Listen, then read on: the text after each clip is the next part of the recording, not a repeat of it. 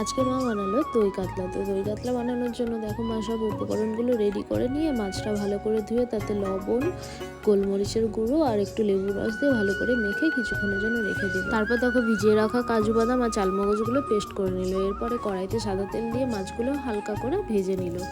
তারপর দেখো আদা, কাঁচা লঙ্কা আর পেঁয়াজ কুচিটাও ভালো করে পেস্ট করে নিল বেরেস্তা বানানোর জন্য। এইদিকে দেখো অন্য একটা কড়াইতে বেরেস্তাটা বসিয়ে দিয়ে টক দইটা ভালো করে ফেটিয়ে নিল। এরপর সেই মাছ ভাজার তেলে গোটা গরম মশলা ফোড়ন দিয়ে আদা, কাঁচা লঙ্কা আর পেঁয়াজের পেস্টটা দিয়ে ভালো করে কষিয়ে নিল।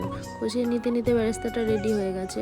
এরপর চালমগজ আর কাজু বাদামের পেস্টটা দিয়েও ভালো করে কষিয়ে নিয়ে সবশেষে দিয়ে দিল ফ্যাটানো টক দই দিয়ে ওই বাটিটা ধুয়েই কিছুটা জল দিয়ে ফুটতে দিল। কিছুক্ষণ পর ফোটা হয়ে গেলে মাছগুলো দিয়ে ভালো করে ফুটে উঠলে ওপর থেকে ঘি আর গুঁড়ো গরম মশলা আর একদম সব শেষে বেরেস্তাটা ছড়িয়ে নামিয়ে নিলে রেডি গরম গরম দই কাতলা। দারুণ টেস্টি রেসিপি।